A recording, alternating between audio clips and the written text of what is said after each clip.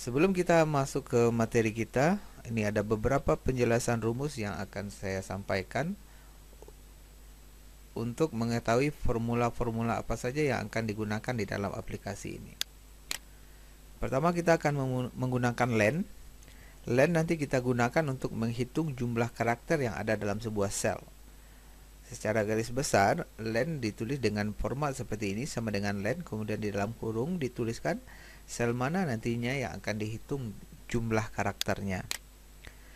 Kemudian kita akan menggunakan formula if dengan mengkolaborasi dengan fungsi agregat, sehingga nanti kita akan menemukan formula sama dengan if mid d string d9, string f string 8,1 sama dengan mid string d string 5, string f string 8,1, 1,0. Arti dari rumus ini, kita akan membandingkan jawaban pada seorang siswa di soal nomor 1 dengan kunci jawaban di nomor 1 juga. Jika memiliki nilai yang sama, maka siswa itu akan mendapatkan nilai 1. Jika tidak, akan diberikan nilai 0. Ini tujuan dari formula ini. Kemudian kita lihat apa fungsi string D9. String D9 itu adalah sel yang berisi jawaban dari siswa. Kemudian string F dan string 8 ini adalah sel yang menunjukkan posisi karakter yang akan diambil. Menunjukkan posisi karakter yang akan kita ambil. Apakah dia posisi pertama, posisi kedua, atau posisi ketiga, dan seterusnya. Sedangkan satu yang di sini, satu digunakan untuk menentukan jumlah karakter yang kita ambil. Kita akan mengambil satu karakter nanti, makanya kita menggunakan angka 1 ini. Ini adalah sisi dari jawaban siswa. Sedangkan yang berikutnya, string D, string 5, itu adalah sel yang berisi kunci jawaban. String F, string 8 sama dengan yang tadi, itu adalah sel yang digunakan untuk menunjukkan posisi karakter yang akan kita ambil. Kemudian koma 1 yang ini digunakan untuk menentukan berapa jumlah karakter yang diambil. Kita akan mengambil satu karakter. Berikutnya ada koma 1, 0. Koma 1 apabila di antara kedua sisi ini, sisi jawaban siswa dengan sisi kunci jawaban sama, maka akan mendapatkan nilai 1. Jika tidak, dia akan mendapatkan nilai 0. Ini rumus untuk jawaban 1 nanti. Berikutnya kita akan membahas rumus untuk jawaban nomor 2. Secara garis besar, tidak ada perbedaan dengan rumus jawaban nomor 1, tetapi pada posisi data yang akan diambil, posisi data yang diambil kita rubah. Kalau di soal nomor 1, string F string 8 sekarang berubah menjadi string G string 8. Di sini juga di sisi kunci jawaban juga berubah menjadi string G string 8.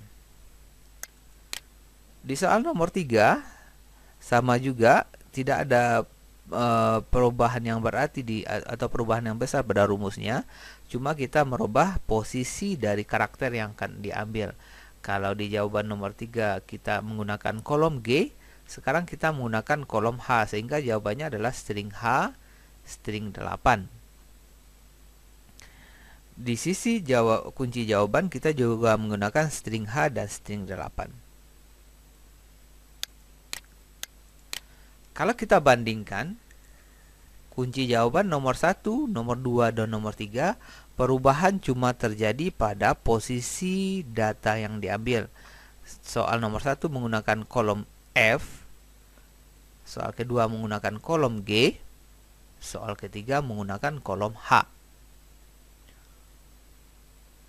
Di sisi kunci jawaban juga sama, pada posisi karakter yang akan diambil. Soal nomor 1 menggunakan kolom F, soal nomor 2 menggunakan kolom G. Sorry, ini ada kesalahan pengetikan, kolom G yang dipakai. Soal nomor 3 menggunakan kolom H. Oke, cuma ini perubahannya, jadi dari kolom F berubah jadi G, berubah menjadi H. Oke, hal ini terjadi karena pada kolom atau sel yang dimaksud di sel F8, sel G8, dan sel H8, di dalamnya tertulis nilai 1, 2, dan 3 yang bisa kita manfaatkan untuk menentukan posisi jawaban berikutnya. Ini kira-kira rumus yang akan kita gunakan di dalam menentukan jawaban, di dalam memeriksa jawaban siswa. Berikutnya kita akan menggunakan fungsi sum. Sum kita gunakan untuk menjumlahkan skor nilai dari siswa. Ya, kita menggunakan sum dalam kurung F9 sampai O9. Jadi kita akan menjumlahkan data dari sel F9 sampai sel O9. Dan berikutnya kita menggunakan fungsi if untuk menentukan apakah seorang siswa itu tuntas dalam ulangan hariannya atau tidak tuntas. Kita membandingkan berdasarkan skor. Kalau seandainya skornya ada di dalam sel P9, kita bandingkan if P9 besar dari 7. Jika nilainya lebih dari 7, maka tuntas. Kalau tidak, maka dia tidak tuntas. Kurang lebih inilah formula-formula nantinya yang akan kita gunakan di dalam membuat analisa ulangan harian dengan Microsoft Excel. Berikutnya kita beralih ke Microsoft Excel.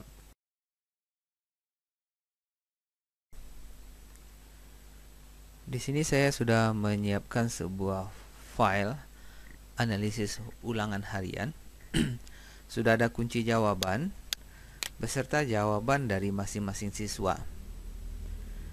Kemudian ada beberapa kolom atau beberapa sel yang masih kosong yang nantinya akan kita selesaikan menggunakan formula atau rumus-rumus yang sudah saya jelaskan tadi. Pertama kita mengisi kolom jumlah. Kolom jumlah kita gunakan untuk menentukan apakah jumlah karakter yang ada di kolom di sampingnya sudah berjumlah 10 atau belum. Kalau seandainya berjumlah kurang dari 10 atau lebih dari 11, kita bisa mencek kalau ada kesalahan penulisan jawaban di situ. Kita hitung menggunakan fungsi len. Jadi tulis rumusnya sama dengan len, L-E-N,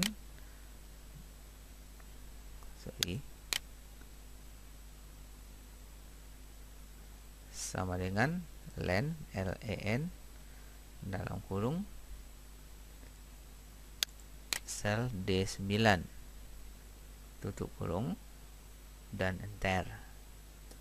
Kita mendapatkan nilai 10 di sini, sehingga kita tinggal tarik fill handle untuk mendapatkan nilai di masing-masing sel yang lain.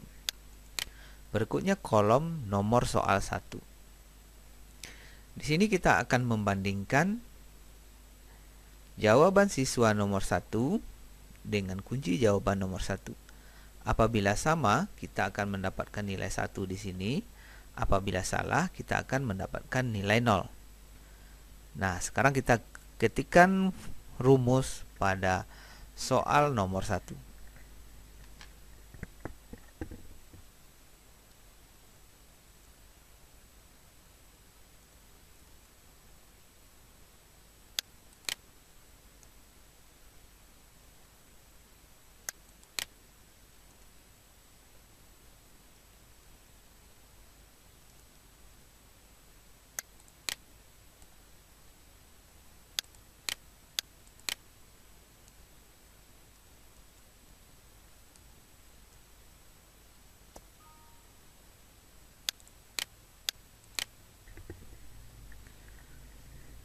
Oke, kita mendapatkan nilai 1 di sini dengan rumus sama dengan if mid D9, F8,1 sama dengan mid D5, F8,1, 1,0.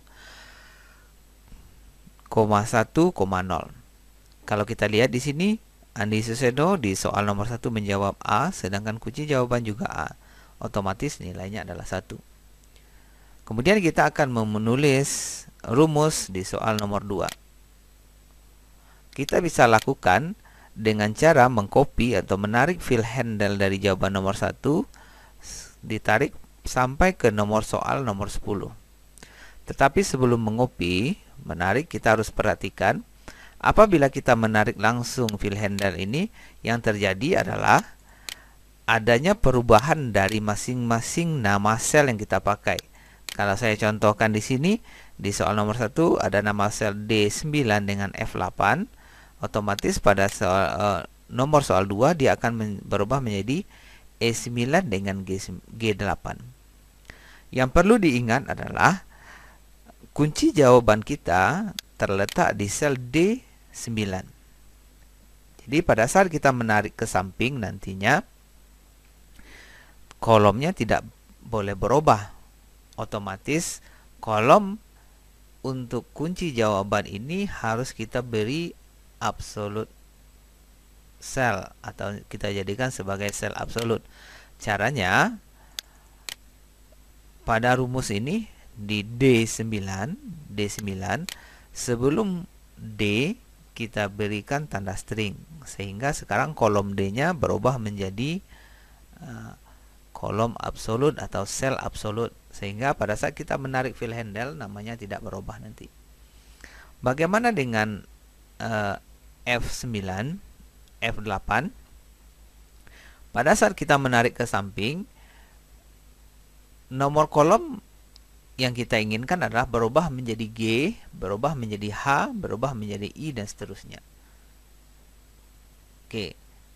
Sedangkan barisnya tetap menggunakan baris 8. Nah, begitupun dengan kolom di sini, D-nya kita beri nilai absolute value di sini. Kalau kunci jawaban, otomatis kemanapun kita tarik nanti ke samping atau ke bawah, dia tidak akan mengalami perubahan, sehingga untuk kunci jawaban kita akan memberikan absolute value pada kolom dan barisnya, sehingga rumusnya menjadi string D dan string 5. Sekarang kita enter ke bawah. Oke. Kita coba untuk jawaban nomor 1. Dia mendapatkan nilai 0. Jawabannya A, sedangkan kuncinya B. Berarti benar. Kita copy ke bawah. Jawabannya B, kuncinya B, berarti nilai 1, berarti dia benar juga. Copy satu lagi. Yang keempat, jawabannya C, kuncinya C, 1 juga, berarti benar. Nanti kita bisa menganggap rumus kita udah benar, kita tinggal menariknya sampai ke kolom 10. Nah, kemudian bagaimana dengan sel-sel di bawahnya? Yang harus diingat nanti sama dengan kondisi yang tadi, kalau seandainya kita menarik ke bawah sebuah sel, dia akan mengalami perubahan dari nama sel. Kalau kecuali sel itu sudah dijadikan sebagai sel absolut. Kita lihat pada jawaban Andi Suseno, di sini kita mengenal ada sel string D9 dengan F8. Pada saat kita pindah ke bawah, dia akan menjadi string D10 dengan F9. Nah, ini yang perlu kita perhatikan. Kita ingin untuk posisi nilai 1, 2, 3, 4 ini tidak mengalami perubahan pada saat kita menarik kunci ini ke bawah. Sehingga untuk F8 di sini posisinya kita mengabsolutkan row-nya sehingga kita menggunakan tanda dolar di sini. Kalau seandainya mau mengabsolutkan kolomnya juga boleh kita beri tanda dolar di sini. Kita lakukan hal yang sama di sampingnya, tanda dolar di sini juga tanda dolar. Kita enter. Oke, udah benar satu rumus. Kita lakukan hal yang sama untuk soal nomor 2 sampai 10. Ikuti langkah berikut. Perhatikan.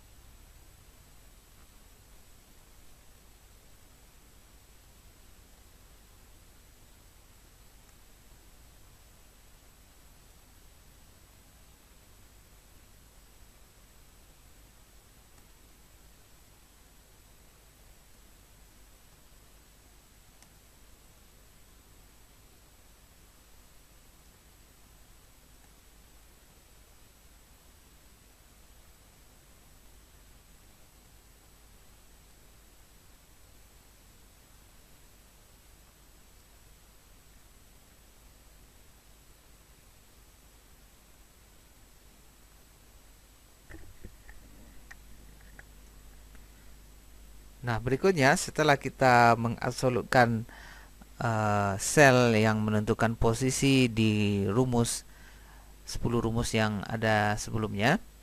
Sekarang kita tinggal blok ini, kemudian kita tarik ke bawah sampai ke jawaban ke siswa nomor 20. Nah, inilah hasil dari analisis ulangan harian. Kita bisa melihat mana yang bernilai 0, mana yang bernilai 1. Nilai 0 menunjukkan jawaban yang salah, nilai 1 menunjukkan jawaban yang benar. Berikutnya kita menghitung skor.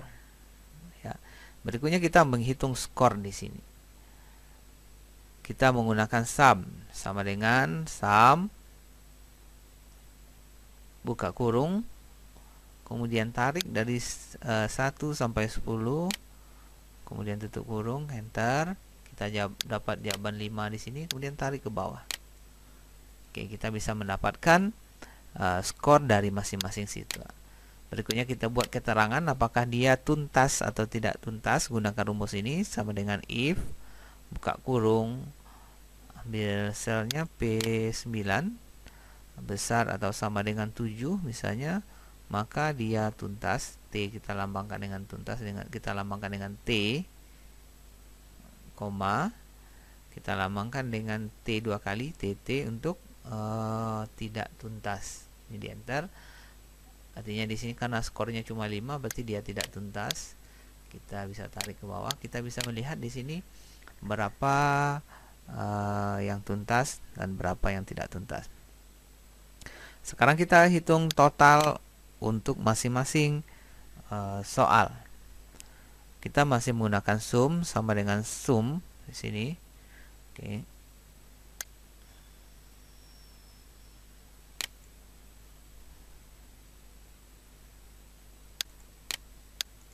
Sama dengan sum buka kurung, tarik dari sini dari 1 sampai ke data 20, satu sel saja.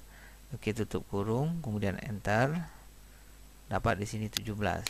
Kita tinggal tarik fill handle-nya sampai ke samping. Oke. Nah, berikutnya kita menghitung persentasi jawaban yang benar. Kita akan membandingkan jawaban benar dengan jumlah soal. Kalau jumlah siswanya ada 20, otomatis nanti kita akan membuat rumus sama dengan nilainya di sini ada di sel F29 per 20. 20 itu adalah jumlah soalnya. 20 itu adalah jumlah siswanya, kemudian kali 100. Kemudian di enter. Kita mendapatkan nilai 85. Kalau bertemu pagar seperti ini tidak ada masalah, itu menandakan kolom kita terlalu kecil, tinggal dilebarkan. Tinggal tarik ke samping. Nah, di sini dia sudah memiliki lambang persen. Jadi lambang persen ini kalau seandainya belum ada, kita bisa ambil dari format sel. Caranya ini kalau seandainya belum ada ya, ini di blok, ambil format, pilih format sel. Kemudian pada number di sini klik custom, di type ini kita ketikkan 0 spasi dalam kutip 2% dan kutip 2. Kemudian oke, sehingga kita bisa mendapatkan bentuk seperti ini. Kemudian kita hitung berapa persentasi jawaban yang salah. Kalau total persentasinya sebenarnya adalah 100, kita bisa menggunakan rumus 100 dikurangi dari jawaban benar, sehingga dapat di situ 15. Tinggal copy ke samping. Nah, demikianlah tutorial membuat analisa ulangan harian menggunakan Microsoft Excel. Terima kasih sudah menonton video ini. Assalamualaikum warahmatullahi wabarakatuh.